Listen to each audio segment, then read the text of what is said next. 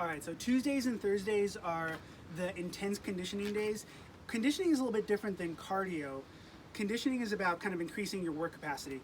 So I use a mix of things. My current favorite is the sandbag. So this is a GoRuck sandbag. I have a couple other ones. This particular one is 80 pounds, but you can adjust the weight. You can get lighter ones.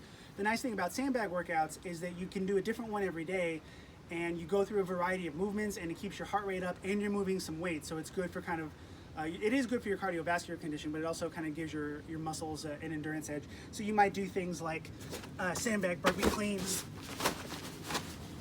And you do this for 2 minutes, and then you'd switch to the next exercise, and then you'd switch to the next exercise. Brute Force Sandbags has a free app.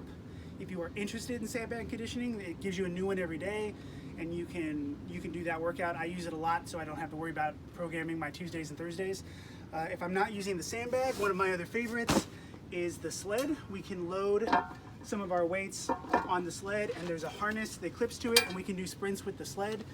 Usually what we do is we do 6 to 12, depending on who's doing it, how much weight we're using, 6 to 12 reps of a 25-meter sprint. So I usually put about 200 pounds on here, run as hard as I can for 25 meters, turn around, run as hard as I can back, fall down, try not to throw up, let Patsy take a turn, let Benton take a turn, do it all again. And we'll go between 6 and 12 reps.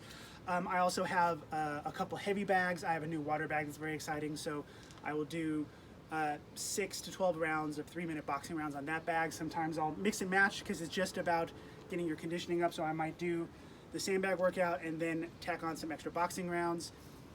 If you are new to the whole working out thing, I do not suggest you start with anything that intense. A good baseline is the ability to jog a mile at a 10 to 12 minute pace. So if you're struggling to do that, that's where I would start. On your off days, just go for a walk that will let you work your way up to that. A good rule of thumb is the ability to have kind of a conversation between breaths. So you shouldn't be going so hard that you're gasping and wheezing 2 minutes in. You should be jogging at a pace where, if you have a partner, you might say, what do we want to have for dinner tonight? And you can't sing, but you can have a little bit of a conversation in between. If you're going much harder than that, you might want to scale back so that you can continue moving. Once you've got a decent aerobic base, once you can jog 1, 2, 3 miles at that pace, then it might be time to start adding in some pretty gnarly conditioning. It's super fun.